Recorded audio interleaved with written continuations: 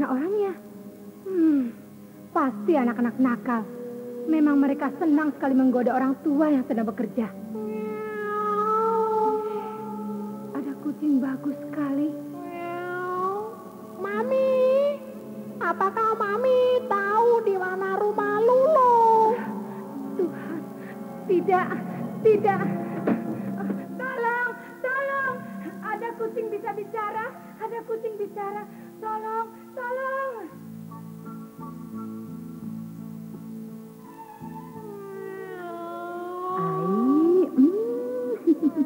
Ada kucing di sini rupanya. Aduh, cakep betul bulunya. Maaf, Tante. Hah? Apa? Apakah Tante kenal keturunan Dewi Bunga? Tolong. Ada hantu kucing, tolong.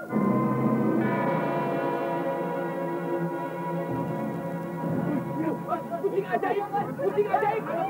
Itu dia tuh saya lihat sendiri kucing ajaib. Astaga, mereka malah ketakutan semuanya. Wah, mereka heran melihat aku bisa bicara. Oh, mereka mengatakan aku kucing ajaib. Mereka berusaha mencari aku. Wah, celaka. Aku harus bersembunyi.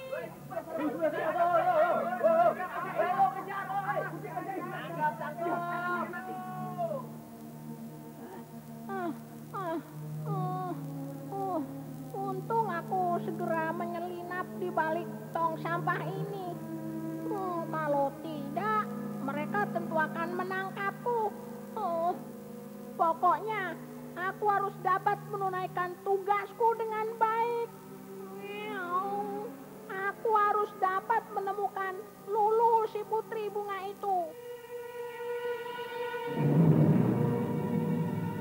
Sebenarnya, siapakah kucing ajaib itu?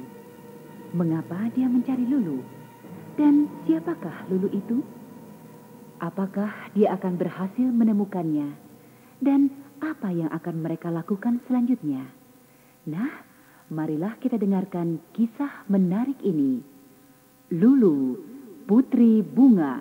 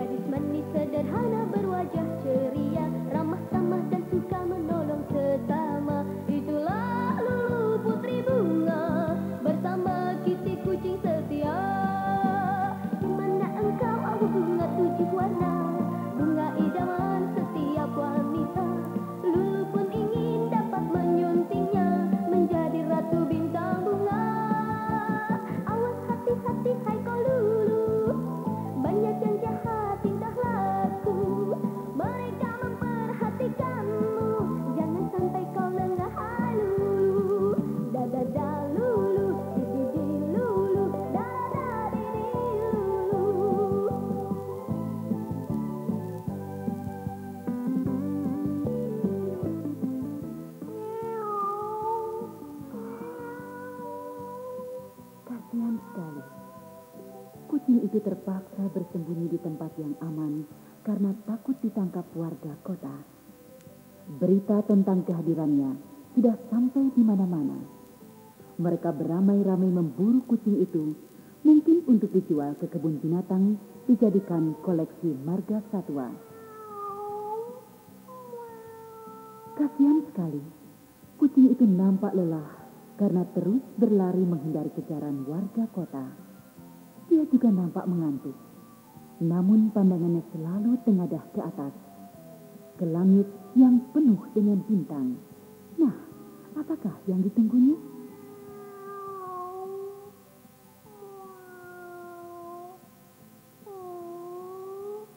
Kok belum juga muncul ya? Dewi Bunga tidak mungkin bohong. Sebelum mengutus aku, dia mengatakan, Kitty, kau adalah kucing kesayanganku. Kau kuutus ke bumi untuk mencari salah seorang keturunanku. Di sini, dia bernama si Bunga Putih. Tapi di bumi sana, dia bernama Lulu. Dialah nanti yang akan mewarisi tahta kerajaan bintang bunga. Kau akan dituntun oleh sebuah bintang yang berjalan. Bintang paling cemerlang, sampai pada rumah di mana keturunanku itu tinggal. Tapi awas itu, kau harus waspada terhadap Boris dan Togenisia. Mereka tentu akan terus mengawasimu. Langit bercahaya.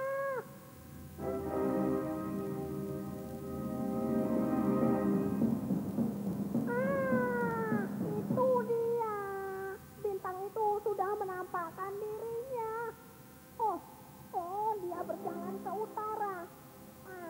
Aku harus mengikutinya.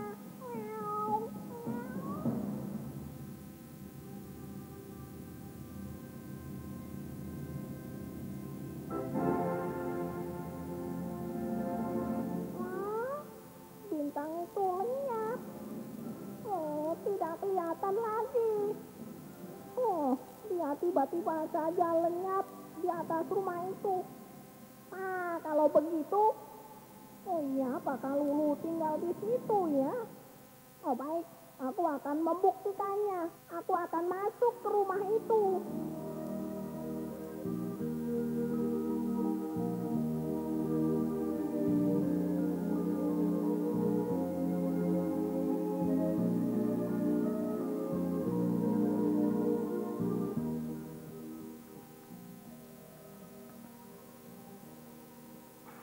Sedap, segelas kopi susu untuk nenek tercinta.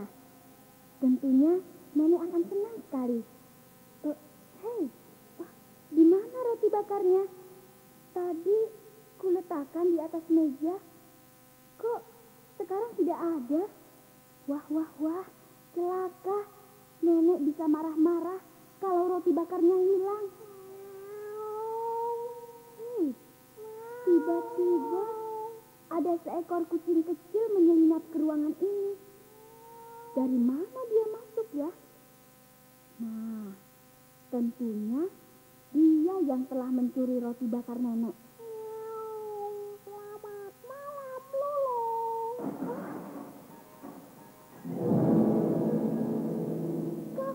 Kau, kucing bisa bicara? Iya, aku memang bisa bicara. Namaku Kitty. Benar-benar ajaib. Baru kali ini aku berjumpa dengan kucing yang pandai bicara. Aku kucing milik Dewi Bunga. Karena itu aku pandai bicara. Dewi Bunga? Siapa dia? Seorang ratu yang menguasai kerajaan bintang bunga. Dia berada di sana, jauh sekali dari bumi tempat tinggal manusia ini. Apakah kau yang mencuri roti bakar nenekku? Bukan. Bukan, Lulu. Bukan aku yang mencuri. Lalu siapa? Seekor tikus kecil yang nakal di rumah ini. Dia lari terbirit-birit begitu melihat aku meloncat dari jendela kaca itu. Roti bakar nenek hilang. Dan kopi susu nenek juga tumpah semua. Tapi sudahlah, Lulu. Lupakan soal roti bakar dan kopi susu itu. Sekarang dengar ya. Aku datang membawa berita gembira. Berita apa? Kau harus segera pergi mencarinya, Lulu. Sekarang juga. Pergi? Kemana? Dan mencari apa, kucing kecil? Kau adalah Putri Bunga. Putri Bunga? Aku tidak tahu apa maksudmu, Kitty. Kau adalah anak keturunan Dewi Bunga. Dan kedatanganku ini karena diutus oleh Dewi Bunga untuk menemuimu. Kau telah ditunjuk menjadi pewaris tahta kerajaan Bintang Bunga. Sebentar, Kitty. Aku anak keturunan Dewi Bunga. Aku tidak pernah merasa apa-apa. Aku hanya seorang manusia biasa seperti yang lain. Namaku Lulu. Dan aku tinggal di rumah ini bersama nenekku. Dewi Bunga sendiri yang memberitahukan hal itu padaku. Karena itu kau harus percaya. Memang sebenarnya kau masih anak keturunannya. Iya ya, aku percaya, Kitty. Lalu sekarang apa yang harus kulakukan? Dewi Bunga mengatakan bahwa kau bisa menjadi Ratu Bintang Bunga kalau kau berhasil menemukan sekuntum bunga 7 rupa.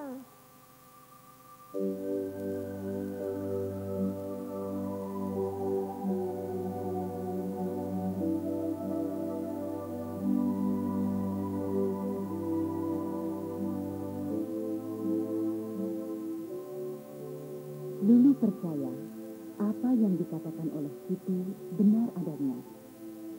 Menurut cerita Kitty, pada zaman dulu adalah seorang putri dari kerajaan bunga yang berhasil menikah dengan seorang anak manusia.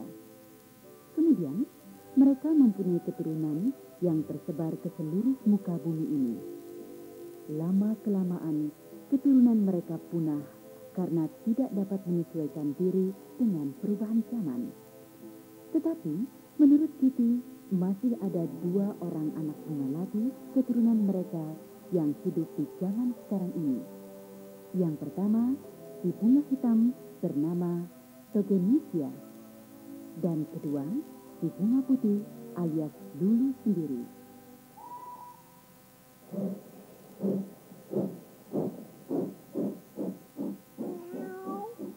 Apa yang kau pikirkan, Lulu? Aku kasihan pada nenekku. Dia tinggal sendirian di rumah. Selama ini kami tidak pernah berpisah. Tidak usah kau bersedih hati, Lulu. Nanti kau akan berkumpul kembali bersama nenekmu. Sekarang kau harus berusaha dengan sungguh-sungguh untuk menemukan sekuntum bunga 7 rupa. Apakah aku akan bisa menemukannya, Kitty? Oh, kau harus berusaha dan pasti bisa. Di mana ada kemauan, di situ ada jalan. Dan di mana ada jalan, maka cita-cita pasti akan berada di dalam genggaman. Sial. Ada apa, Kitty?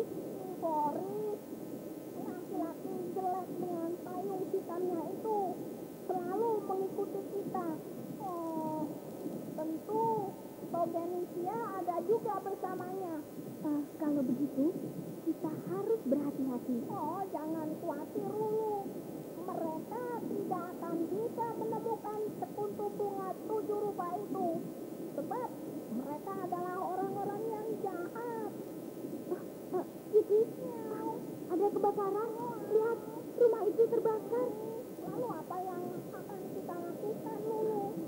Kita harus menolong penghuninya. Tapi kereta ini berjalan dengan cepat. Bagaimana kita harus turun? Nah, aku ada akal. Bunyikan saja alarm dan tarik rem bahaya. Hup, iya.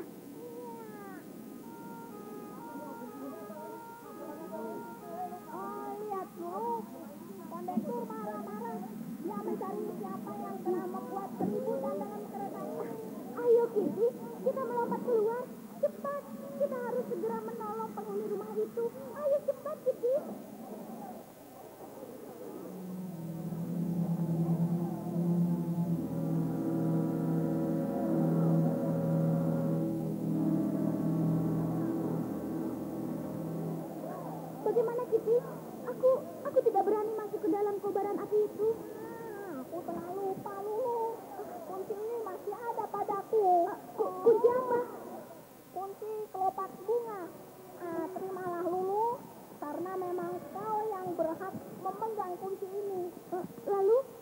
keistimewaan kunci kelopak bunga ini?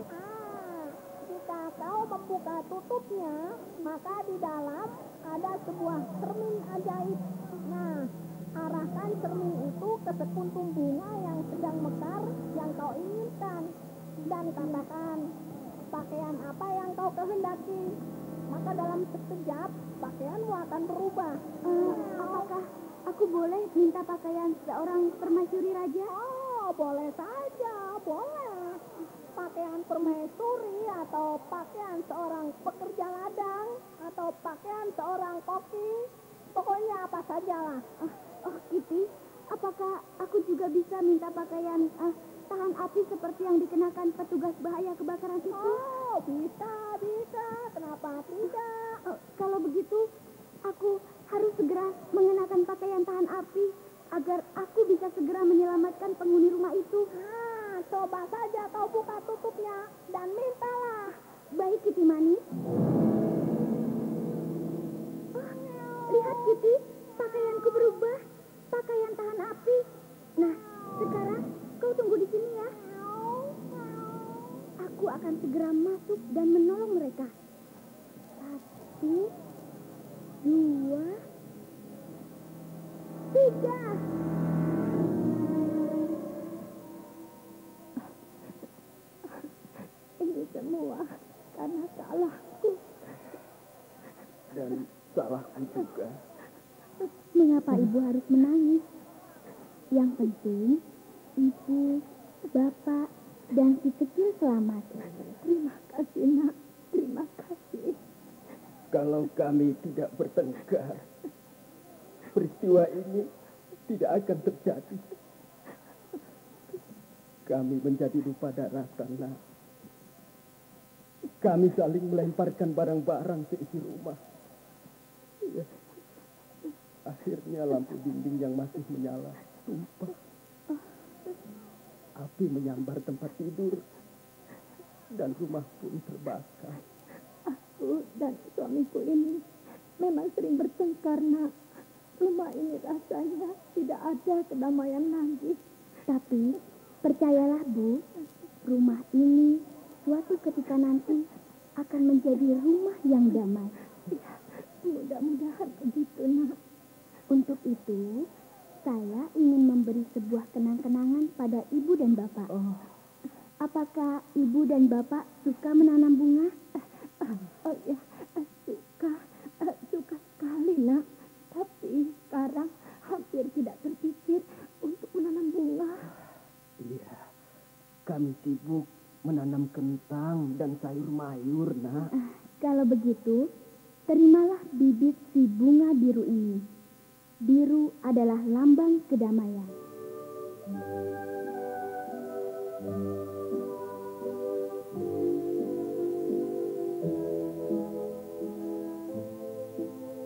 Dua orang suami istri petani itu berjanji akan menuruti permintaan Lulu. Setelah memperbaiki rumah yang terbakar, mereka akan menanam bibit si bunga biru di sekeliling pekarangannya. Dan benar rupanya apa yang dikatakan oleh Lulu. Begitu bunga-bunga biru mulai bersemi dan bermekaran, maka rumah suami istri petani itu pun dipenuhi udara kedamaian. Bahkan kesegaran udara itu memancar sampai ke rumah-rumah tetangganya yang jauh.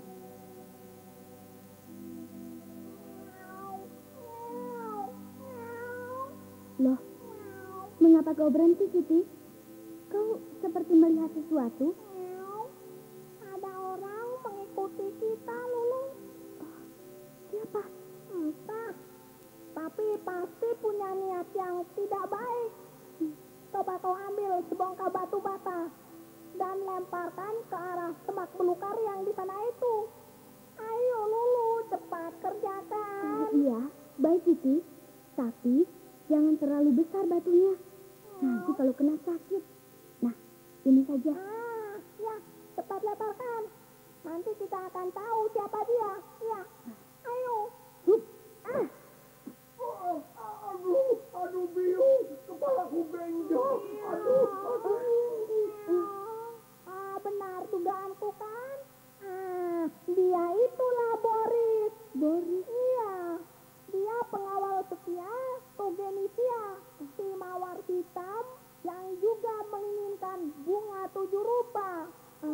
Untuk apa dia bersembunyi di balik semak belukar itu? Oh, dia ditugaskan mengawasi kita. Oh, begitu. Nah, sekarang mari kita lanjutkan perjalanan kita, Lulu. Mumpung matahari belum tinggi.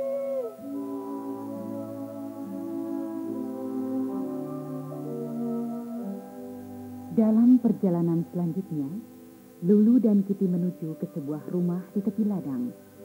Pemilik rumah itu bernama Pak Tom, juga seorang petani. Pada waktu Lulu dan Kitty tiba di depan pintu, mereka melihat Pak Tom sedang marah-marah. Ini semua gara-gara lukisan celaka. Aku tidak ingin punya anak pelukis. Dia harus menjadi petani yang kuat seperti aku. Tapi si Julian itu memang anak bandel. Dia melukis dan terus melukis. Kenapa Pak Tom marah-marah? Siapa kau? Namaku Lulu, dan kucingku ini namanya Kitty. Kau teman si Julian? Menurut pendapatku, sekalipun belum kenal, setiap anak adalah teman. Mengapa Pak Tom tidak menyukai bakat melukis? Apakah melukis itu jelek? Sebenarnya bukan begitu. Lalu, kenapa Pak Tom melarang Julian menjadi seorang pelukis? Dia itu bermaksud pergi ke kota dan belajar melukis di sana. Itu baik sekali. Dia akan bahagia sekali karena bisa berkenalan dengan pelukis-pelukis terkenal. Apalagi kalau dia masuk sekolah seni lukis. Wah, cita-citanya akan segera terwujud. Loh, tapi mengapa Pak Tom keberatan? Seharusnya Pak Tom ikut berbahagia. Iya. Tapi kalau dia pergi ke kota, aku akan sendirian tinggal di rumah ini. Apakah Pak Tom takut tinggal sendirian? Aku takut kesepian. Istriku sudah tidak ada lagi. Dan kalau si Julian, anakku satu-satunya pergi ke kota, tentu aku akan merasa sangat kesepian. Pak Tom tidak boleh takut. Pak Tom harus berusaha mengalahkan rasa takut. Bukankah Pak Tom mencintai Julian? Iya. Aku sangat mencintainya. Nah, kalau begitu, Pak Tom harus berani tinggal sendirian. Pak Tom bekerja di ladang, sementara biarkan Julian berjuang meraih cita-citanya di kota.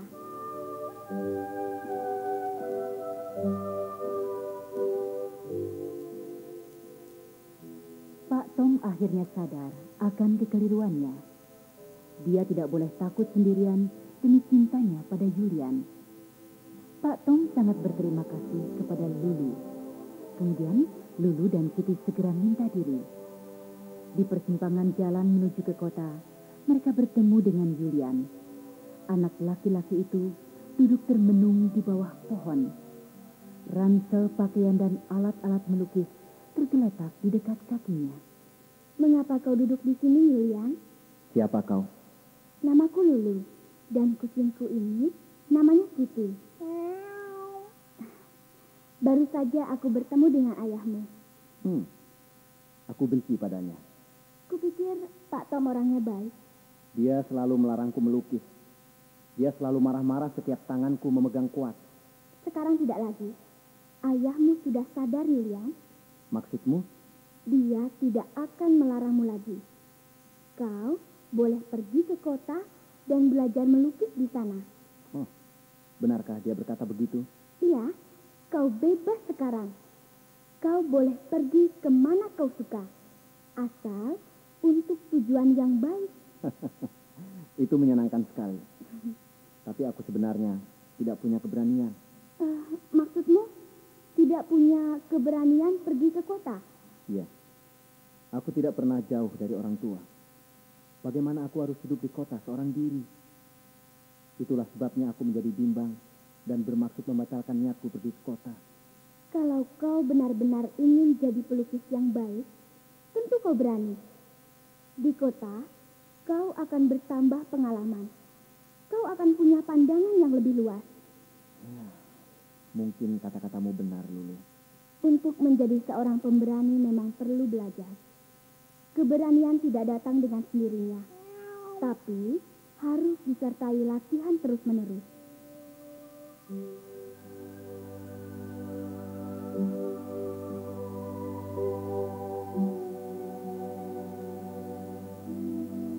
Lulu dan Kitty sangat terharu dan bahagia melihat hubungan Pak Tom dan Julian menjadi harmonis kembali.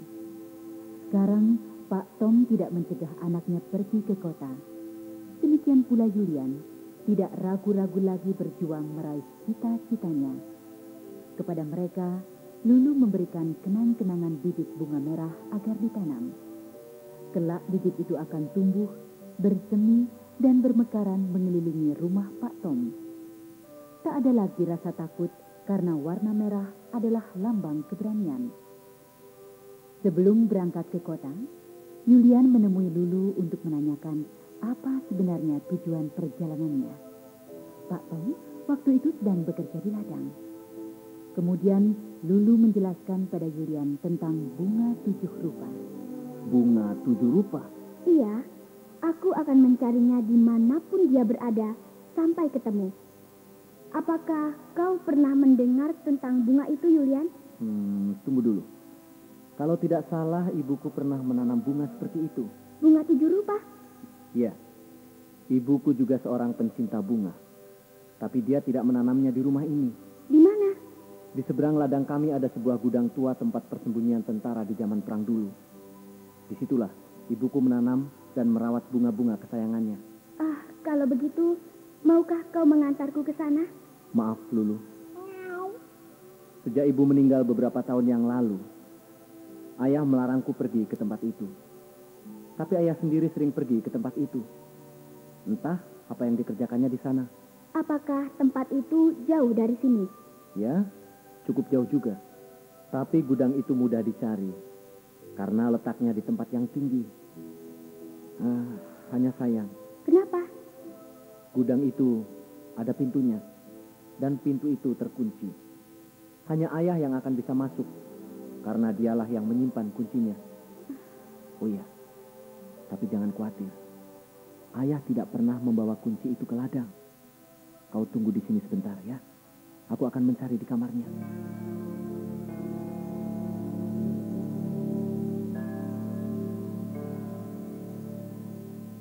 Nah, benar Lulu. Kunci itu ada di kamarnya. Ini dia. Terima kasih, Julian. Kalau begitu, aku harus berangkat sekarang. Ayo, Kitty. Hati-hati Lulu.